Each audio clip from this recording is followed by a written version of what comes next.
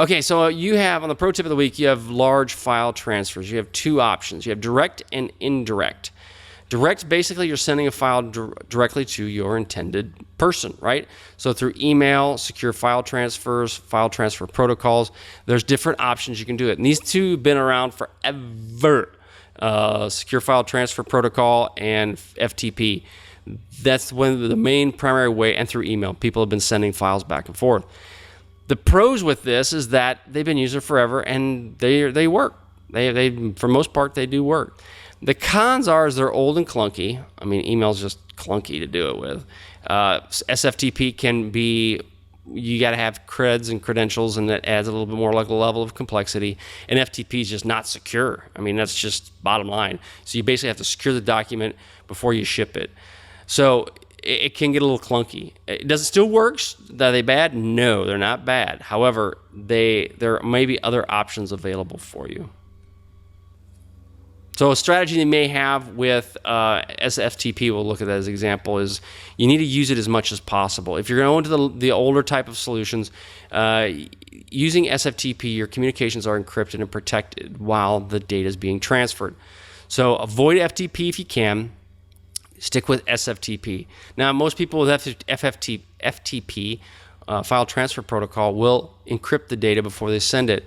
Well, if you use SFTP, that's one step you do not have to do. You can just ship it as it is because it's encrypting the communication. You can password protect your files. I highly recommend you do that if you're going to be shipping anything over FTP or SFTP even, especially email. You encrypt the file before it's sent out. And a bad practice, but it's a practice better than sending the password with the email, is to send out another email that's got a nondescript and it talks about having a password in it. It's not the best option, but it's an option better than not password protecting it at all. So just something on that to consider. Encryption, if you're using more open or unsecure options, FTP and email, you really just need to look at encrypting the document. Now there are other things available that help you encrypt this, that are more of a solution where you just mash a button and it encrypts it and does this little thing. But you need to put some level of protection on it, because if not, it's especially through email, it can proliferate so quick, and you can have something that you didn't want sent just got sent. So just think about it. Indirect, third party or vendors, i.e. the cloud. Secure transfers, the most providers, basically anyone worth their salt will do this. They will make it HTTPS, and you can just transfer documents that way. And it's a drop and drag in many cases. It allows you to store data. It all goes to the cloud, but it moves it up, moves it down. Dropbox is an example, Box. They do encryption between the communications, which is good. Again, these companies are only as good as the password you use to protect your data. And it does allow you to control your data in one spot. However, if you have a business and you allow employees to use Dropbox, you lose control of the data real quick, because a Dropbox is in their account, not in yours.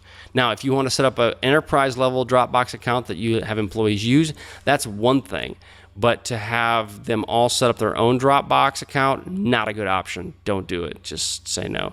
Because I've seen more than one occasion where people's sensitive data from their business has left the company and no one could get access to it, because Bill, who had a Dropbox account, who did all of this, has now left the company, or was hit by a bus, or decided to go to Siberia and hang out and do a vacation in Siberia. You know, I don't know, but the person leaves and nobody has the information to get it, so now it's potentially lost. And it's not just lost. Oh, I lost it. It's lost, and somebody else could get it. So just consider all of that. We kind of call that orphan data. Cons: privacy can be a bit of a concern, and there's regulatory issues around this where it's stored. So consider that. And like I said before, you lose control.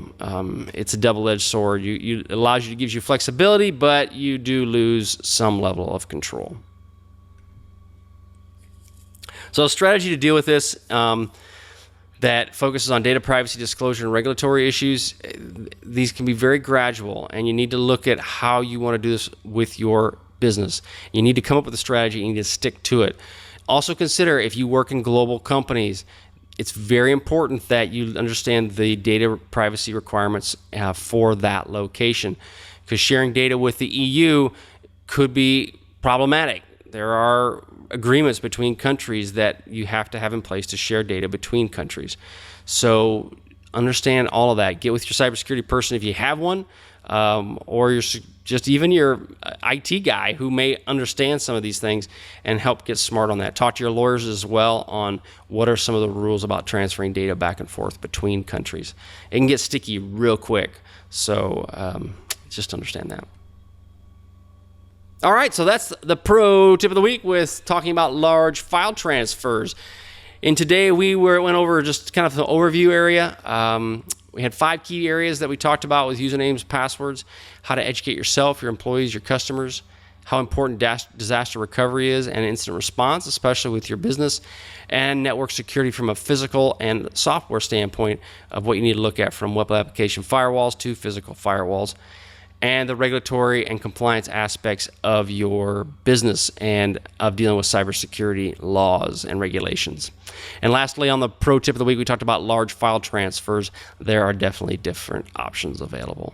All right. Hope you guys enjoyed this podcast. As always, we have these podcasts available to you each and every week, and hope that you got what you wanted out of it. Come on back to the site. I've got a lot of free content back there. I've got videos of some of these of my podcasts that are out and available for you, along with pro tip of the weeks that are on my site. You may see them on Google and on YouTube as well. So just if you have any questions, feel free to reach out to me at any time. All right, I hope you all have a wonderful day wherever you may be on the globe.